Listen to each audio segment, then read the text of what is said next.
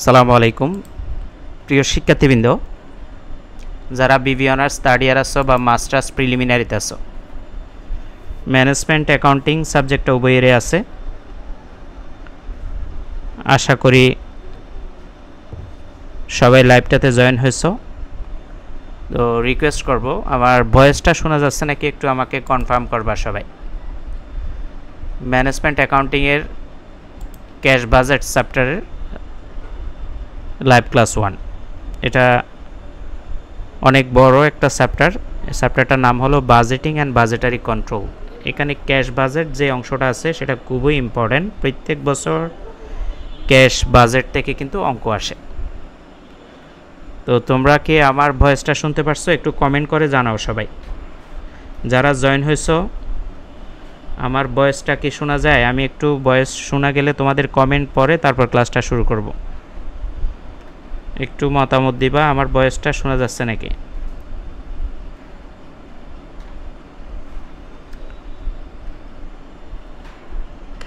Management accounting সাবজেক্টটা উভয়েরই আছে, মতামত দিবা।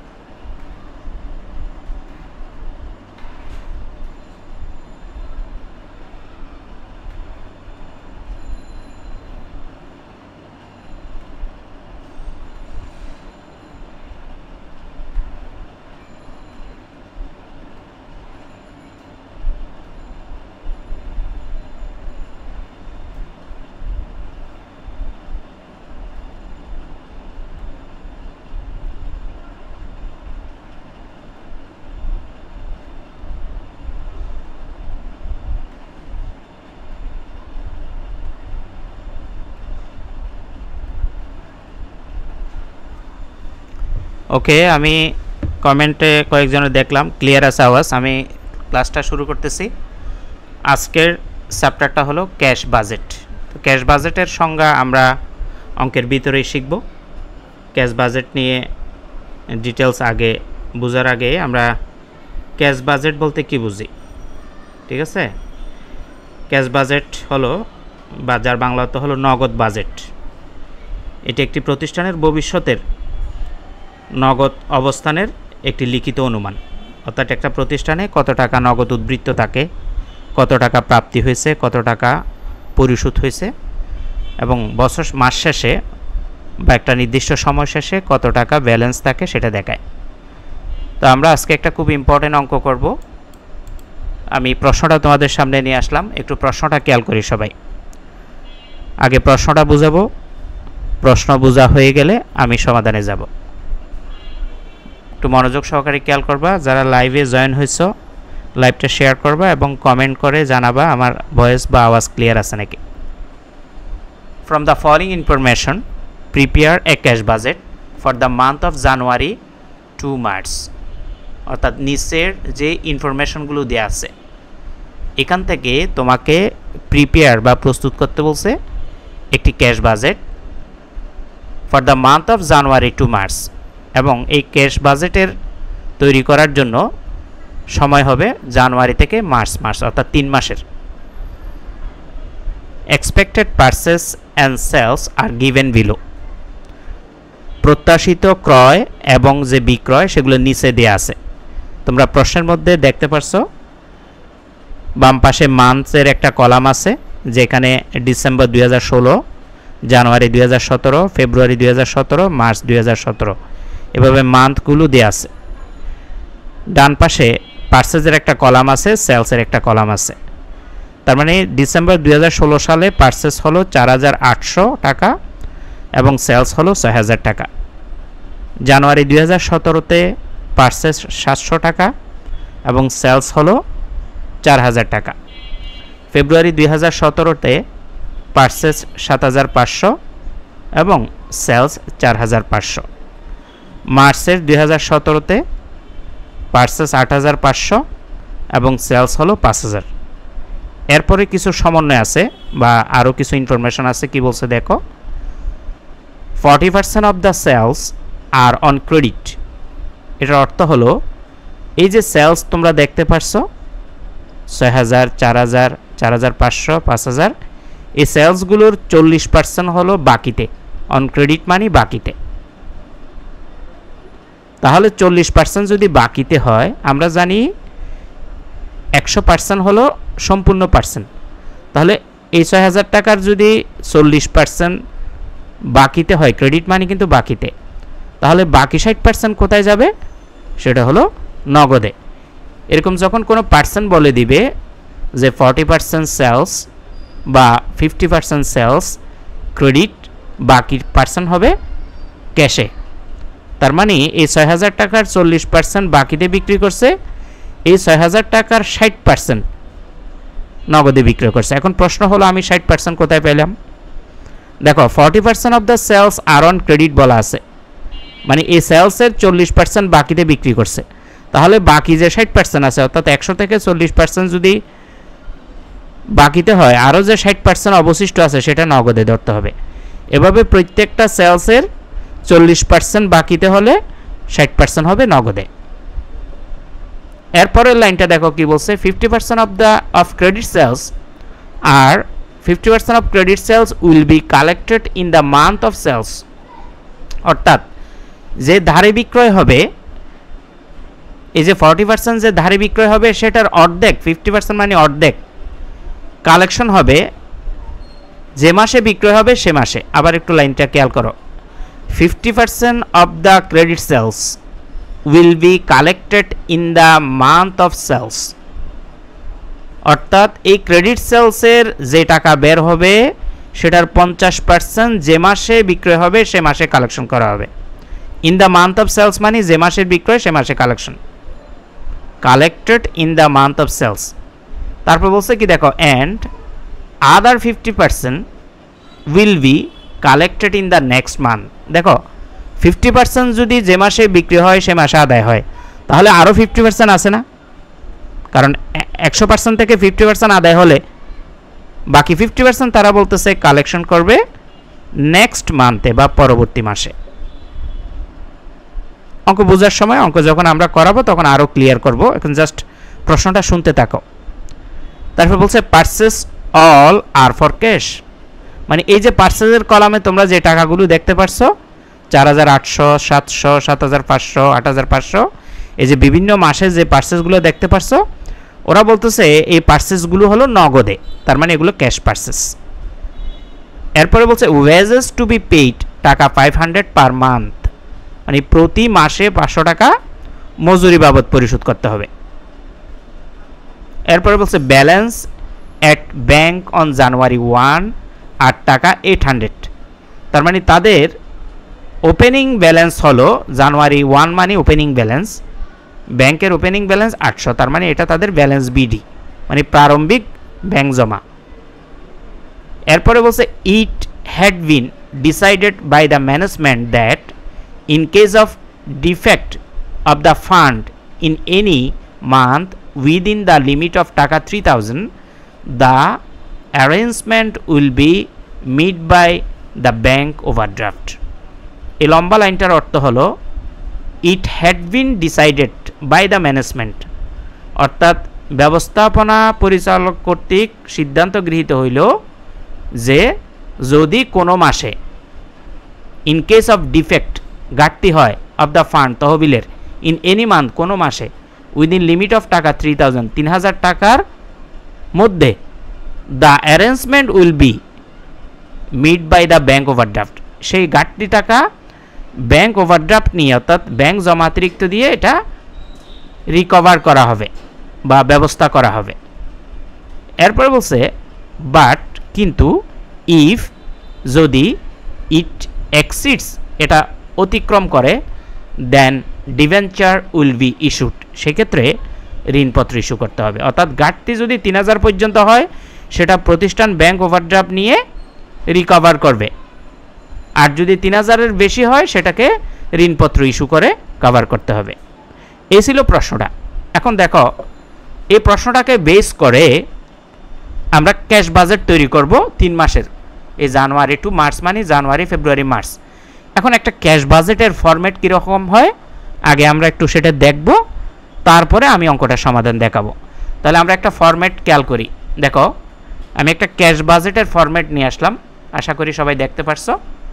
উপরে cash budget for the month, এখানে তুমি যত মাস লিখবা, প্রথমে এখানে পার্টিকুলার বা ডিটেল লিখবা বাম পাশে, তারপরে যে মাস থাকে যে মাস, যেমন আমরা লিখব জানুয়ারি ফেব্রুয়ারি মাস, এখানে মান্থ 1 মান্থ 2 মান্থ 3। অনেক সময় বলে অক্টোবর নভেম্বর ডিসেম্বরের ক্ষেত্রে, তখন সেক্ষেত্রে এখানে আমরা মান্থ 1-এর জায়গায় অক্টোবর লিখব, মান্থ 2-এর জায়গায় নভেম্বর লিখব, মান্থ 3-এর জায়গায় ডিসেম্বর লিখব। প্রথমে দেখো এই ক্যাশ বাজেটের মধ্যে সবার আগে ওপেনিং ব্যালেন্স যেটা থাকবে সেটা লিখতে হবে। এটা কিন্তু প্রশ্নের ভিতর দেওয়া থাকে। ওপেনিং ব্যালেন্সের সাথে যত প্রকারের রিসিপ্ট বা প্রাপ্তি আছে সব যোগ হবে। এখন দেখো কি কি রিসিপ্ট থাকতে পারে বা কি কি প্রাপ্তি থাকতে পারে, যেমন ক্যাশ সেলস থাকতে পারে, কালেকশন ফ্রম ডেটর্স মানে দেনাদারের কাছ হতে টাকা পাইলে সেটাও প্রাপ্তি, সেটাও থাকতে পারে। কল মানি অন শেয়ার, যদি তলবে কোনো শেয়ার থেকে টাকা পায় সেটাও থাকতে পারে। লোন রিসিপ্ট, যদি কোনো ঋণ গ্রহণ করে সেটাও প্রাপ্তির মধ্যে আসবে। সেল অফ ক্যাপিটাল অ্যাসেটস, যদি কোনো স্থায়ী সম্পদ বিক্রি করে টাকা আসে সেটা। আদার রিসিপ্ট, আর অন্যান্য কোনো প্রাপ্তি থাকলেও সেটা। তার মানে রিসিপ্টের মধ্যে এই যে এখানে 6টা দেখতে পারছো এগুলোর ভিতরেই থাকবে। এরপরে আমরা টোটালটা পাবো, অর্থাৎ ওপেনিং ব্যালেন্সের সাথে এই রিসিপ্ট করে টোটাল রিসিপ্ট পাবো, সেটাকে এ দ্বারা ইন্ডিকেট করলাম। এরপরে পেমেন্টসগুলো আমরা মাইনাস করব। এখন পেমেন্টস কি কি থাকতে পারে খেয়াল করো। পেমেন্টও আমি তোমাকে ফার্স্ট 6টা দেখাচ্ছি। ক্যাশ পারচেস, আমরা যদি কোনো কিছু নগদে কিনি তাহলে টাকা চলে যায়, ক্যাশ পারচেস থাকতে পারে। পেমেন্ট টু ক্রেডিটর্স, অর্থাৎ পাওনাদারকে যদি টাকা পরিশোধ করি সেক্ষেত্রেও পেমেন্টে যাবে, সেজন্য এটাও মাইনাস হবে। ওয়েজেস অ্যান্ড স্যালারিজ, যদি মজুরি এবং বেতন বাবদ কোনো টাকা পরিশোধ হয় সেটাও পেমেন্টের মধ্যে। ইন্টারেস্ট অ্যান্ড পেয়েবল থাকলে সেটাও। ক্যাপিটাল এক্সপেন্ডিচার, অর্থাৎ কোনো মূলধন জাতীয় ব্যয় থাকলেও।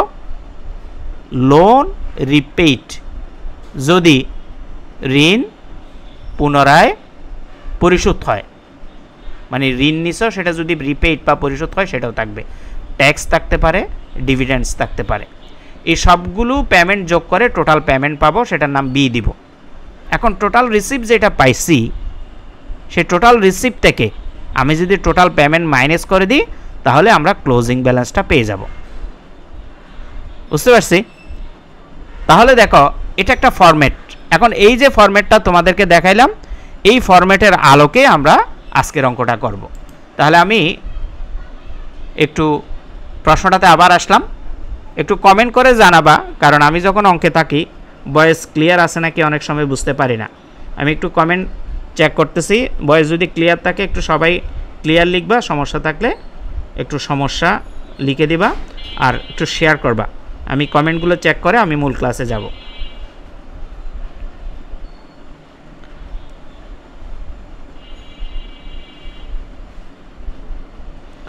ওকে, আমাদের 7টা আমি কমেন্ট পাইছি, আশা করি বাকিরাও যারা জয়েন হয়েছে যদি ক্লিয়ার থাকে একটু সবাই।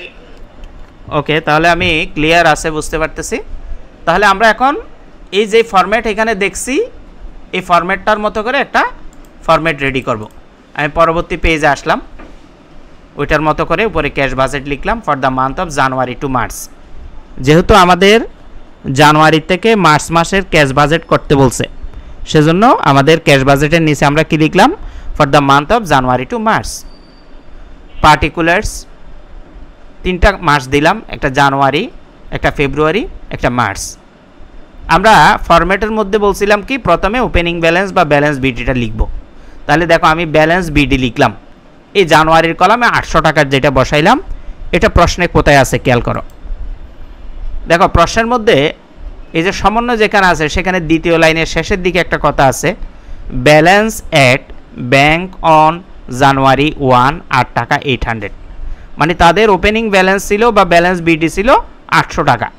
এই 800 টাকায় আমরা কি করলাম, জানুয়ারিতে লিখলাম, কারণ জানুয়ারির ব্যালেন্স বলছে এটা। কিন্তু এখানে খেয়াল করবা ফেব্রুয়ারির যে ব্যালেন্স এগুলো কিন্তু এখন লেখা যাবে না, এগুলো হবে ফেব্রুয়ারির ব্যালেন্স আসবে জানুয়ারি থেকে, মানে জানুয়ারির যেটা ক্লোজিং সেখান থেকে ফেব্রুয়ারির, আবার মার্চের ওপেনিং ব্যালেন্স যেটা বা ব্যালেন্স বিডি এটা আসবে ফেব্রুয়ারি থেকে।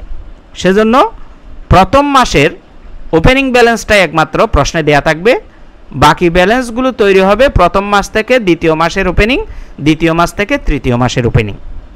গত ক্লাসে সেগুলো আমরা বলছিলাম, তো তোমরা যারা পেইড কোর্সে আসো তোমরা সেটা জানো। তারপরও অন্যরা কেউ থাকলে তাদের জন্য বলতেছি, সবসময় প্রত্যেক মাসে ক্যাশ বাজেটের ক্ষেত্রে ওপেনিং ব্যালেন্সটা প্রশ্নে দেয়া থাকবে। ওপেনিং ব্যালেন্সটা প্রথম মাসেরটা দেয়া থাকবে। দ্বিতীয় মাসেরগুলো আমরা কীভাবে পাবো? প্রথম মাসের যেটা ক্লোজিং হবে সেটা দ্বিতীয় মাসের ওপেনিং, দ্বিতীয় মাসের যেটা ক্লোজিং হবে সেটা তৃতীয় মাসের ওপেনিং। তাহলে আমি ব্যালেন্স বিডি যেটা 800 লিখছি সেটা প্রশ্নে আছে। আমি আবার প্রশ্নে দেখাচ্ছি, balance at bank on January 1 8 টাকা 800, এটাই ওপেনিং ব্যালেন্স জানুয়ারিতে। তাহলে আমরা ফরম্যাটের মধ্যে শিখছিলাম ক্যাশ রিসিপ্ট থাকবে, ওপেনিং ব্যালেন্স বা ব্যালেন্স বিডির সাথে যোগ হবে, তারপরে পেমেন্টগুলো মাইনাস করব। এখন ক্যাশ রিসিপ্টের মধ্যে আমাদের প্রশ্নে কি কি আছে সেটা একটু দেখতে হবে। আমরা যদি প্রশ্নের দিকে তাকাই, দেখো এখানে সেলস আছে, তো সেলস থেকে তো ক্যাশ রিসিপ্ট হয়, অর্থাৎ বিক্রি করলেই তো টাকা পাওয়া যায়। এখন কত পার্সেন্ট বাকিতে বিক্রি করছে, কত পার্সেন্ট নগদে বিক্রি করছে, কত পার্সেন্ট কীভাবে আদায় হয়েছে সেখানে কিন্তু এই প্রথম লাইনে বলে দিছে। আমি লাইনটা আবার পড়তেছি, খেয়াল করো। 40% of sales are on credit, তার মানে কি এই সেলসের যে গলাম তোমরা দেখতে পাচ্ছ, ঘর দেখতে পাচ্ছ, এই সেলসগুলোর 40% বাকিতে, অন ক্রেডিট মানে বাকিতে বিক্রি করছে। তো কি বলছিলাম, যখন একটা পার্সেন্ট বাকিতে বিক্রি করে 100 থেকে বাকি পার্সেন্টটা ধরে নিতে হবে নগদে বিক্রয়। তার মানে ডিসেম্বর 2016-তে 6000 টাকা যে সেলস করছে এটার 40% হলো ক্রেডিট, তার মানে বাকি 60% নগদে। আবার এখানে বলছে 50% of credit sales will be collected in the month of sales, তার মানে ধারে বিক্রয় যেগুলো, এই যে 40% যেটা ধারে বিক্রয়, সেখান থেকে 50% যে মাসে বিক্রি করছে সে মাসে আদায় হবে।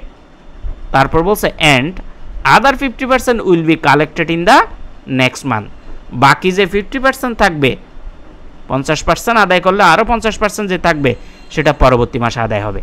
এই যে কথাগুলো বলছে এগুলোর জন্য এখন আমাকে একটা ওয়ার্কিংস করতে হবে। কিভাবে? কত পার্সেন্ট ধারে বিক্রয়, কত পার্সেন্ট নগদ বিক্রয় টাকা, কত পার্সেন্ট নেক্সট মান্থে আদায় হয়েছে, কত পার্সেন্ট যে মাসে বিক্রি করছে সে মাসে আদায় হয়েছে। তাহলে আমরা সেটার জন্য পরবর্তী পেজে আমি একটা ওয়ার্কিংয়ের গড় করলাম। দেখো ওয়ার্কিংয়ের মধ্যে আমরা লিখছি calculation of cash sales, credit sales and collection from debtors. এই ওয়ার্কিংসটা হয়ে গেলে অঙ্কটাও শেষ। কিন্তু মানে ওয়ার্কিং যখন তুমি করে ফেলবা অঙ্ক তোমার কাছে একদম ইজি। অঙ্কটার চাইতে ওয়ার্কিংসটা বোঝাটা বেশি জরুরি। তাহলে প্রথমে কি, আমরা প্রথমে মান্থের একটা কলাম দিব। এই যে মান্থের কলামে ডিসেম্বর, জানুয়ারি, ফেব্রুয়ারি, মার্চ, এগুলো কিন্তু আমরা এই যে প্রশ্নে দেখতে পাচ্ছ মান্থের কলাম, এই ডিসেম্বর, জানুয়ারি, ফেব্রুয়ারি, মার্চ, এই প্রশ্ন থেকে দেখে দেখে মান্থের কলামও বসাবো। তারপর হলো টোটাল সেলসের একটা কলাম দিব, কারণ আমি এখান থেকে কি কি বের করব, ক্যাশ সেলস কত, ক্রেডিট সেলস কত, কালেকশন কত করছে, সেজন্য প্রথমে টোটাল সেলসটা লিখব। এই টোটাল সেলসের ঘর কিন্তু প্রশ্নের ভিতরে আছে। আবার প্রশ্নে দেখো, প্রশ্নের একদম লাস্টে সেলসের একটা কলাম দেখতে পাচ্ছ। এই যে ডিসেম্বর 2016 সোজাসুজি 6000, জানুয়ারি 2017 সোজাসুজি 4000, ফেব্রুয়ারি 2017 সোজাসুজি 4500, মার্চে 2017 সোজাসুজি 5000। এই যে সেলসের কলাম তুমি যে টাকা দেখতে পাচ্ছ এটা আমরা প্রশ্ন থেকে দেখে দেখে বসাই দিব। ডিসেম্বরের পাশে 6000, জানুয়ারির পাশে 4000, ফেব্রুয়ারির পাশে 4500, মার্চের পাশে 5000 দিলাম। দেওয়ার পরে এরপরের যে কলামগুলো এগুলো তোমাকে প্রশ্নের উপরে বেস করে করতে হবে। ক্যাশ সেলস কত পার্সেন্ট, ক্রেডিট সেলস কত পার্সেন্ট। এখানে প্রশ্নের ভিতরে বলা আছে ক্রেডিট সেলস 40%। তাহলে আমি বলছিলাম কি 100 থেকে যত পার্সেন্ট ক্রেডিট সেলস বা বাকিতে বিক্রয় হবে বাকি পার্সেন্টটা ক্যাশ সেলস হবে। তাহলে প্রশ্নে বলছিল 40% ক্রেডিট সেলস, সেজন্য ক্যাশ সেলসের 60% লিখছি। এখন এই ক্যাশ সেলসের 60% এবং ক্রেডিট সেলসের 40% টাকা আমরা বের করে নিব। যাদের সামনে ক্যালকুলেটর আছে তোমরা আমাকে করে করে কমেন্টে জানাবা।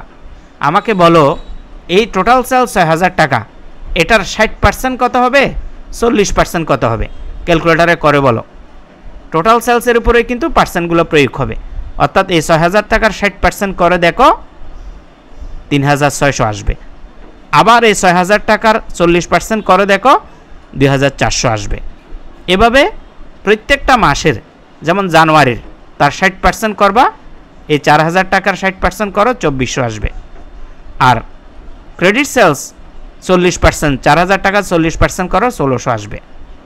এখন বাকি মাসগুলো তোমরা আমাকে কমেন্ট করে জানাও ফেব্রুয়ারিতে কত আসছে ক্যাশ সেলস আর ক্রেডিট সেলস, মার্চে কত আসছে ক্যাশ সেলস এবং ক্রেডিট সেলস, আমাকে কমেন্টে জানাও, আমি একটু কমেন্ট চেক করব।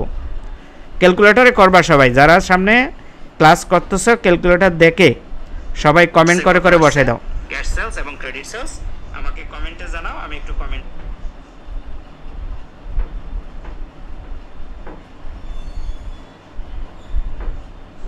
সবাই যারা সামনে ক্লাস করতেছ ক্যালকুলেটর দেখে সবাই কমেন্ট করে করে বসাই দাও ক্যাশ সেলস এবং ক্রেডিট সেলস, আমাকে কমেন্টে জানাও, আমি একটু কমেন্ট।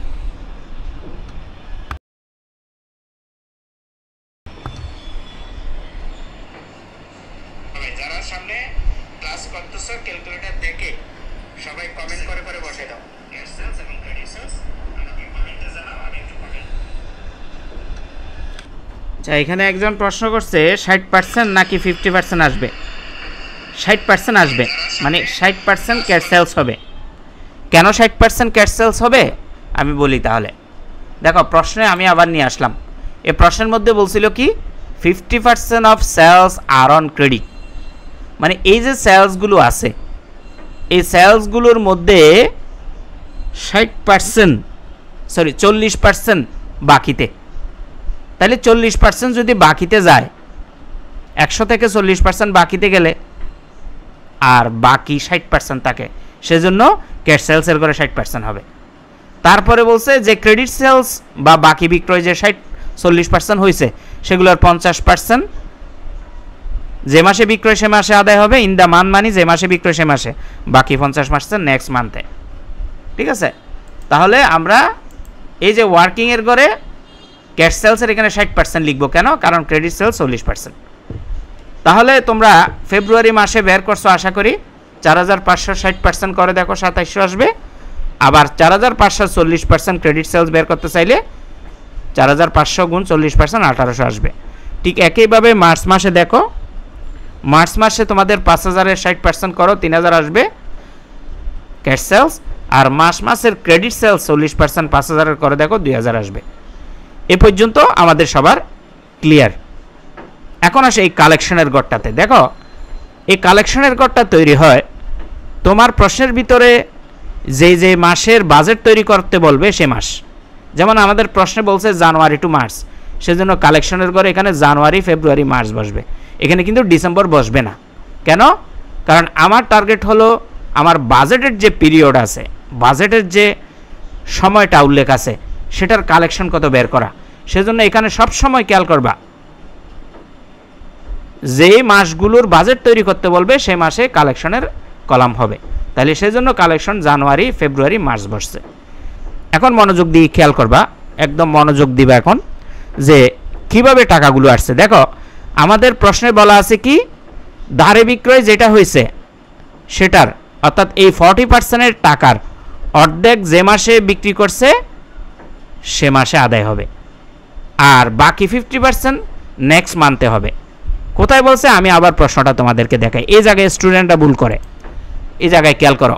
50% অফ ক্রেডিট সেলস, এই কথাটির অর্থ হলো ধারে বিক্রয়ের 50% উইল বি কালেক্টেড, সংগ্রহ হবে in the month of sales, যে মাসে বিক্রয় হবে সে মাসে, অ্যান্ড আদার 50% এবং আরও যে 50% থাকবে কালেকশন করার পরে, মানে যে মাসে বিক্রয় সে মাসের কালেকশনের পরে আরও যে 50% থাকবে সেগুলো will be collected in the next month, পরবর্তী মাসে হবে। এখন এই কথার আলোকে আমরা এই কলামটা ফিল আপ করব। তাহলে আমার টার্গেট হলো এখন এই ধারে বিক্রয় 40%-এর 2400 টাকা আছে, এই 2400 টাকার 50% যে মাসে বিক্রি করছে সে মাসে আদায় হবে, বাকি 50% তারপরের মাসে আদায় হবে। তাহলে আমি যদি ডিসেম্বর মাসটাকে সোজাসুজি ধরি, ডিসেম্বর মাসে ধারে বিক্রয় হয়েছে কত 2400, এই 2400 টাকার 50% ডিসেম্বর মাসে আদায় হবে। কারণ in the month of sales মানে কি, যে মাসে বিক্রি হয়েছে সে মাসে, বাকি 50% নেক্সট মান্থে, তার মানে জানুয়ারিতে হবে। তাহলে তুমি দেখো ডিসেম্বর মাসে 2400 টাকা ডিসেম্বর মাসে আদায় হয়েছে, কিন্তু ডিসেম্বর মাস কি আমার বাজেট পিরিয়ডের মধ্যে আছে? আমাকে যে বাজেট তৈরি করতে বলছে তার ভিতরে কি ডিসেম্বর আছে, নাকি বলছে জানুয়ারি ফেব্রুয়ারি মার্চ করতে? বলো ডিসেম্বর আছে নাকি না, ইয়েস অর নো লেখো, তখন আমি বুঝবো তোমরা আমার বাজেটের যে পিরিয়ড সেটার ভিতরে কি ডিসেম্বর রাখতে বলছে নাকি জানুয়ারি টু মার্চ বলছে। কমেন্ট করো, বলো ডিসেম্বর আছে নাকি না, ইয়েস অর নো লেখো, তখন আমি বুঝবো তোমরা আমার বাজেটের যে পিরিয়ড সেটা। ওকে, আমার বাজেটের যে পিরিয়ড আমি তোমাদেরকে দেখাচ্ছি কোথায় বলছে, দেখো প্রশ্নে নিয়ে আসলাম, বলছে এই জায়গায় prepare a cash budget for the month of January to March, মানে জানুয়ারি হতে মার্চ মাসের ক্যাশ বাজেট তৈরি করতে বলছে।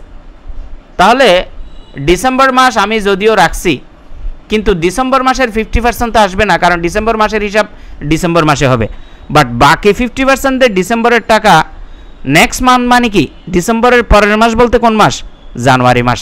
এই যে 1200 তোমরা দেখতে পাচ্ছ জানুয়ারির কলামে, এসে হলো ডিসেম্বরের 2400 টাকা বাকি বিক্রয়ের নেক্সট মান্থের 50%। এখন তোমরা বলতে পারো স্যার ডিসেম্বরে যে আদায় হয়েছে সেটা ডিসেম্বরে যারা বাজেট তৈরি করবে তাদের কাজ, আমাদের কাজ হলো জানুয়ারি থেকে ফেব্রুয়ারি, জানুয়ারি ফেব্রুয়ারি মার্চ এই 3 মাসের হিসাব করা। তাহলে ডিসেম্বরের 2400 টাকা ধারে বিক্রয়ের নেক্সট মান্থের 1200 টাকা এখানে বসবে, কারণ আমার বাজেটের পিরিয়ডের ভিতরে ডিসেম্বর নাই, সেজন্য ডিসেম্বরের হিসাব ডিসেম্বরে হবে। এটা যদি কম বুঝো পরের মাসটা খেয়াল করো, আরও ক্লিয়ার হবে। আমি যদি এখন জানুয়ারি মাসে দেখি, দেখো জানুয়ারি মাসে আমার ধারে বিক্রয় কত ছিল, 1600। এই 1600 টাকার অঙ্কের প্রশ্ন মতে জানুয়ারি মাসে 1600-র অর্ধেক 800 জানুয়ারি মাসে আদায় হবে, কারণ ইন দ্য মান্থ মানে হলো যে মাসে বিক্রয় সে মাসে, আর বাকি 50% নেক্সট মান্থ, তার মানে ফেব্রুয়ারিতে 50% হবে। তাহলে এখন মনোযোগ দিয়ে খেয়াল করো, 1600 টাকার 50% কত, 800। 800 জানুয়ারির টাকা জানুয়ারিতে বসছে, দেখো বাকি 800 জানুয়ারি ধারে বিক্রয় যে 1600, এটার নেক্সট মান্থ মানে ফেব্রুয়ারিতে হবে, সেজন্য এই ফেব্রুয়ারির কলামে 800। আশা করি ডিসেম্বরেরটা বুঝতে কষ্ট হলেও এই জানুয়ারিটা থেকে বুঝে গেছো যে কোন কোন 2 মাস আসছে। এখন এই 800 জানুয়ারির মাসে আমার জানুয়ারি তো কালেকশন পিরিয়ডের মধ্যে আসে বা বাজেট পিরিয়ডের মধ্যে আসে, সেজন্য আসছে, আর ফেব্রুয়ারি আসে সেজন্য দুটোটা আসছে। কিন্তু আগের মাসের ডিসেম্বর তো আমার এই কালেকশন পিরিয়ডের মধ্যে নাই, অর্থাৎ বাজেটের পিরিয়ডের মধ্যে নাই, সেজন্য ডিসেম্বরটা আসে নাই, বাট ডিসেম্বরের পরের মাসের অংশটা আসছে। আশা করি বুঝতে পারছো। তারপরেও দেখো ফেব্রুয়ারি মাসটা, দেখো আগে ফেব্রুয়ারি মাসে ধারে বিক্রয় কত, দেখো 1800, তার মানে এই 1800 টাকার 50% ফেব্রুয়ারিতে আদায় হবে, বাকি 50% নেক্সট মান্থে অর্থাৎ মার্চে আদায় হবে। তাহলে 1800 টাকার 50% কত, 900, তার মানে 1800-র 50% এই ফেব্রুয়ারিতে 900 লিখলাম। যে মাসের বিক্রয় সে মাসে, ইন দ্য মান্থ মানে যে মাসের বিক্রয় সে মাসে, বাকি 50% নেক্সট মান্থ, তার মানে মার্চে লিখলাম 900। কীভাবে আসছে 900, এই 1800-র 50% করো 900 আসবে, তার মানে এই 1800 ফেব্রুয়ারি মাসের ধারে বিক্রয়ের ফেব্রুয়ারিতে 900 অর্ধেক, বাকি 50% পরের মাসে 900। এখন আসো মার্চ মাসে, দেখো মার্চ এবং ডিসেম্বরটা কিন্তু জটিল, মনোযোগ দিয়ে খেয়াল করো। প্রথমে মার্চ মাসের দিকে তাকাও, ধারে বিক্রয় কত, 2000। এই 2000-এর 50% মার্চে আদায় হবে, বলো তো বাকি 50% কোন মাসে আদায় হবে? কমেন্ট করো, কমেন্টে জানাও, তাইলে বুঝবো তোমরা অঙ্ক বুঝতেছো। আমি আবার বলি, মার্চের ধারে বিক্রয় 2000, প্রশ্ন মতে এই 2000 থেকে 50% মার্চে আদায় হবে, কারণ in the month of sales মানে হলো মার্চের বিক্রয়, মার্চের 50% আদায় হবে, বাকি 50% এপ্রিল মাসে আদায় হবে। কিন্তু আমার যে বাজেট পিরিয়ড তার ভিতরে কি এপ্রিল আছে? নাই, আমার বাজেট পিরিয়ড হলো জানুয়ারি ফেব্রুয়ারি মার্চ, সেজন্য এই 2000-এর 50% যেটা ইন দ্য মান্থের যেটা সেটা আসছে, বাকি 50% তো এপ্রিলে। তা আমাকে তো এপ্রিলের বাজেট তৈরি করতে বলে নাই, সেজন্য এপ্রিলের যে অ্যামাউন্ট কালেকশন করবে সেটা আমি হিসাবে বা গণনায় আনবো না। আশা করি বুঝতে পারছো। তারপরও কেউ যদি না বুঝো কমেন্ট করো, আমি কমেন্ট চেক করতেছি, আমি প্রয়োজনে ওই জায়গায় আবার আলোচনা করে দেব। নাকি জানুয়ারি টু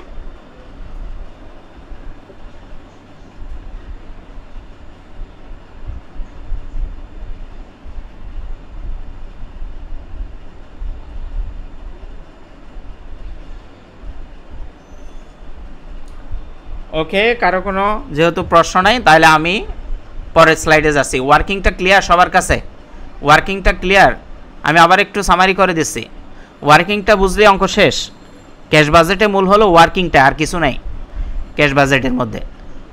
তাহলে মান্থের ক্ষেত্রে প্রশ্নগুলো থেকে দেখে লিখবো, টোটাল সেলসও প্রশ্নে লিখবো। এরপরে প্রশ্নে যত পার্সেন্ট বাকিতে বিক্রয় বলবে বাকি অংশ নগদে বিক্রয় ধরবো।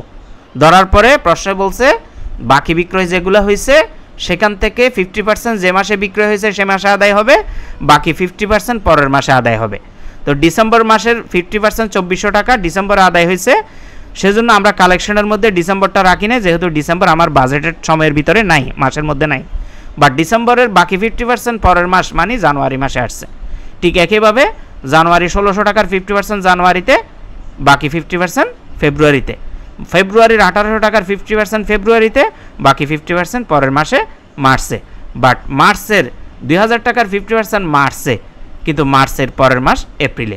এপ্রিল যেহেতু আমার বাজেটের পিরিয়ডের মধ্যে নাই, সেজন্য আমার এপ্রিলের কালেকশনটা দেখাইতে হচ্ছে না। এখন সব যদি আমরা যোগ করি বাজেট, এই যে কালেকশন দুইটা, জানুয়ারি মাসে 1200 এবং 800 2000, ফেব্রুয়ারি মাসে দুইটা 800 এবং 900 1700, মার্চ মাসে 900 এবং 1000 1900। এই যে কালেকশনগুলো আমরা দেখতে পাচ্ছি এবং ক্যাশ সেলসগুলো আমরা দেখতে পাচ্ছি, এগুলোই আমরা এখন কোথায় বসাবো? আমাদের অঙ্কের যে চার্ট সেখানে বসাবো। তাহলে ব্যালেন্স বিডিটা 800 আমরা প্রশ্ন থেকে বসাইছিলাম, বসানোর পরে আবার ক্যাশ রিসিভ বসাবো। ক্যাশ রিসিভে একটা দেখতে পাচ্ছি 1 নম্বরে ক্যাশ সেলস। দেখো ক্যাশ সেলস 2400 জানুয়ারিতে, 2700 ফেব্রুয়ারিতে এবং মার্চে 3000। এই যে তিনটা ক্যাশ সেলস, এগুলো কিন্তু আমরা ওয়ার্কিংয়ে বের করছি। আমি ওয়ার্কিংটা আবার দেখাচ্ছি। দেখো ক্যাশ সেলসের কলাম দেখতে পাচ্ছো, এখানে 3600 ডিসেম্বরের যেটা সেটা আসবে না, কারণ আমার তো বাজেটের মধ্যে ডিসেম্বর নাই, সেজন্য জানুয়ারি 2400, ফেব্রুয়ারি 2700, মার্চের 3000 এগুলো আনছি। ওকে, এগুলো এনে এখানে বসাই দিছি। এখন আসো 2 নাম্বার কালেকশন ফ্রম ডেটর্স। এই কালেকশনগুলো আমাদের বের করা একটু ঝামেলা ছিল, যেগুলো আমরা ওয়ার্কিংয়ে করছি। জানুয়ারিতে 2000 পাইছিলাম, ফেব্রুয়ারিতে 1700 এবং মার্চে 1900। আমি আবার যদি তোমাদের ওয়ার্কিংটা দেখাই, এই যে জানুয়ারির যোগফল 2000, এই ফেব্রুয়ারির যোগফল 1700, এই মার্চের যোগফল 1900। এগুলোই আমরা কি করছি? এই কালেকশন ফ্রম ডেটর্স লিখে বা দেনাদার হতে প্রাপ্তি লিখে বসাই দিলাম। এই দুইটা প্রাপ্তি আমরা এখন এই জানুয়ারি মাসটাকে ক্লোজ করব। এই 800 ছিল ব্যালেন্স বিডি, তার সাথে 2400 এবং 2000 যোগ করলে 5200। এরপরে গিয়ে আমরা ফেব্রুয়ারি এবং মার্চ ক্লোজ করব না, কারণ ফেব্রুয়ারি এবং মার্চের ওপেনিং ব্যালেন্স পাইতে হলে জানুয়ারির ক্লোজিং ব্যালেন্স বের করতে হবে। জানুয়ারির যেটা ক্লোজিং ব্যালেন্স সেটাই ফেব্রুয়ারির ওপেনিং হবে। সেজন্য আমরা জানুয়ারি পর্যন্ত টোটাল রিসিভ বের করে ফেব্রুয়ারি মার্চের দিকে যাব না। এখন জানুয়ারির কি করব? ক্যাশ পেমেন্টগুলো লিখব। তাহলে ক্যাশ পেমেন্টের মধ্যে আমরা দেখতে পাচ্ছি পার্সেস লিখছি 700 জানুয়ারিতে, ফেব্রুয়ারিতে 7500 এবং মার্চে 8500। এখন কথা হলো কোথায় পাইলাম যে এই পার্সেসগুলো যে ক্যাশ এবং জানুয়ারিতে 700, ফেব্রুয়ারিতে 7500 আর মার্চে 8500, এগুলো কিন্তু প্রশ্নে বলছে। আমি প্রশ্নে তোমাদেরকে আবার দেখাই কোথায় বলছে, দেখো একটু মনোযোগ সহকারে। বলছে purchase all are for cash, অর্থাৎ এই পার্সেস যে কলাম দেখতে পাচ্ছ, এই পার্সেসের কলামের সবগুলো নগদে ক্রয় করছে। তার মানে আমার ডিসেম্বর মাস তো আমার লাগতেছে না, আমার লাগতেছে জানুয়ারিতে 700 টাকা যেটা, ফেব্রুয়ারিতে 7500, মার্চে 8500। এই জানুয়ারির 700, ফেব্রুয়ারির 7500 এবং মার্চের 8500 আমরা এখন বসাই দিলাম। এই 7000, 700, 7500, 8500। এরপরে ওয়েজেস প্রত্যেক কলামে 500 বসাই দিছে। কোথায় বলছে ওয়েজেস? আমরা যদি প্রশ্নে দেখি, দেখো প্রশ্নের এই লাইনে বলছে ওয়েজেস টু বি পেইড টাকা 500 পার মান্থ, প্রতি মাসে মজুরি বাবদ 500 টাকা পেইড করতে হবে পার মান্থে বলছে, যার কারণে আমরা ওয়েজেস পেইড বা ওয়েজেস লিখে প্রতি মাসে বসাই দিলাম। বসাই দেওয়ার পরে এখন আমরা জানুয়ারিটা যোগ করব। জানুয়ারি দেখতে পাচ্ছি একটা 700 পার্সেস, আর ওয়েজেস 500, মোট 1200। তাহলে আমি টোটাল পেমেন্টও পেয়ে গেলাম। আমরা চার্টের মধ্যে কি শিখছিলাম যে টোটাল রিসিপ্ট থেকে টোটাল পেমেন্ট যদি মাইনাস করে দাও, বাকি যেটা থাকবে সেটাই হবে ব্যালেন্স সিডি বা ক্লোজিং ব্যালেন্স। তাহলে দেখো আমার টোটাল ক্যাশ রিসিপ্ট জানুয়ারিতে কত 5200, আর জানুয়ারি মাসের টোটাল ক্যাশ পেমেন্ট কত 1200। তাহলে 5200 থেকে 1200 মাইনাস করলে আমি কত পাবো 4000। এটাই হবে ব্যালেন্স সিডি। এটাকে ব্র্যাকেটে এ মাইনাস বি, এ মানি টোটাল রিসিপ্ট, বি মানি হলো টোটাল ক্যাশ পেমেন্ট। তাহলে এ থেকে বি মাইনাস করে, অর্থাৎ এর যোগফল থেকে বি এর যোগফল মাইনাস করলে 4000 টাকা যেটা আসছে এটাই হবে জানুয়ারি মাসের ক্লোজিং ব্যালেন্স। এই জানুয়ারি মাসের যেটা 4000 টাকা ক্লোজিং ব্যালেন্স, এই 4000টাই এই ফেব্রুয়ারি মাসে চলে আসবে। এখন এটাই হবে ফেব্রুয়ারি মাসের ওপেনিং বা ব্যালেন্স বিডি, অর্থাৎ জানুয়ারির যেটা সিডি সেটাই ফেব্রুয়ারির বিডি। এখন তুমি ফেব্রুয়ারি যোগ করো। ফেব্রুয়ারি 4000-এর সাথে আগে থেকে ক্যাশ সেলস বসছিল 2700 আর কালেকশন ফ্রম ডেটার্স বসছিল 1700। 4000-এর সাথে এই দুইটা যোগ করলে 8400, এটা হবে টোটাল ক্যাশ রিসিপ্ট ফেব্রুয়ারি মাসের। সেখান থেকে আমরা ক্যাশ পেমেন্টগুলো ফেব্রুয়ারির এখন যোগ করি, 7500 আর 500 মিলে 8000। তাহলে দেখো আমার 8400 টাকা টোটাল রিসিপ্ট ছিল ফেব্রুয়ারি মাসে, আর 8000 টাকা টোটাল পেমেন্ট। তাহলে 8400 থেকে 8000 মাইনাস করলে 400 টাকা যেটা বের হবে সেটা হলো ফেব্রুয়ারি মাসের ব্যালেন্স সিডি। এই ফেব্রুয়ারি মাসের ব্যালেন্স সিডি 400 টাকাটাই মার্চের ব্যালেন্স বিডি হবে। এই ব্যালেন্স বিডি লিখে মার্চের করে 400। এখন তুমি দেখো মার্চের কলামে 400, 3000, 1900, এই তিনোটা বিডির সাথে মানে ব্যালেন্স বিডি 400-র সাথে যদি এই বাকি দুইটা ক্যাশ রিসিপ্ট যোগ করো 5300 হবে মার্চ মাসের টোটাল রিসিপ্ট। এখন মাস মাসের পেমেন্টের দিকে তাকাও, পার্সেস আছে 8500, ওয়েজেস আছে 500, দুটোটা যোগ করলে মোট 9000 হলো পেমেন্ট। তাহলে মার্চ মাসে আমরা কি দেখতে পারছি? আমরা দেখতে পারছি পেমেন্ট বড়, পেমেন্ট কত 9000, কিন্তু আমার রিসিপ্ট কত 5300। তাহলে তুমি 9000 থেকে 5300 মাইনাস করে দেখবা যে তোমার আরও ঘাটতি আসবে। কারণ আমরা জানি রিসিপ্ট বড় হলে পেমেন্ট ছোট হলে তাহলে সেটা উদ্বৃত্ত থাকে। এখন এটা হলো ঘাটতি উদ্বৃত্ত, এটা উদ্বৃত্ত ঠিক আছে, বাট এটা নেগেটিভ আসছে, মানে আমার ফান্ডের মধ্যে ঘাটতি দেখা দিচ্ছে। কত টাকা? 3700। কীভাবে? ওই যে 5300 থেকে 9000 মাইনাস করলে মাইনাস 3700। বাট আমাদের প্রশ্নে একটা কথা বলছে, কি কথা বলছে মনোযোগ দিয়ে খেয়াল করো তো। প্রশ্নে বলছিল it had been decided by the management that in case of defect of the fund in any month within the limit of টাকা 3000 the arrangement will be made by the bank overdraft. অর্থাৎ ব্যবস্থাপনা পর্ষদ সিদ্ধান্ত নিয়েছিল যদি কোনো ঘাটতি হয় কোনো মাসে 3000 টাকার মধ্যে, লিমিট যদি সেটা 3000 হয়, সেটার সাথে ব্যাঙ্ক ওভারড্রাফট থেকে রিকভার করবে। But if it is exceeds, যদি এটা অতিক্রম করে মানে এই 3000-এর চাইতে বেশি হয়ে যায়, দেন ডিভেঞ্চার উইল বি ইস্যুড, সেক্ষেত্রে ডিভেঞ্চার ইস্যু করতে হবে। তো আমাদের যেহেতু 3000-এর চাইতে বেশি হয়ে গেছে ঘাটতি 3700, এখন আমরা সেটা ডিভেঞ্চার লিখে মিলাই দিব, অর্থাৎ ডিভেঞ্চার ইস্যু করে 3700 টাকা কভার করে দেব। তাহলে এই ঘাটতি আর থাকবে না, এটা নীল হয়ে যাবে। তাহলে এই ছিল আমাদের আজকে ক্যাশ বাজেট। শেয়ার করে রাখবা, প্রথমবার যদি না বুঝো একবার, দুইবার, তিনবার দেখবা, ইনশাল্লাহ বুঝে যাবা। আজকেরটা বোঝা গেলে তোমার 50-60% শেষ। আর 2-3টা অঙ্ক করলেই তোমার ক্যাশ বাজেটের যত ধরনের অঙ্ক আসুক ইনশাল্লাহ তোমরা পারবা। আজকের লাইভ ক্লাস এখানে শেষ করব। সবার প্রতি শুভকামনা রইল। আসসালামু আলাইকুম ওয়া রাহমাতুল্লাহি ওয়া বারাকাতুহু।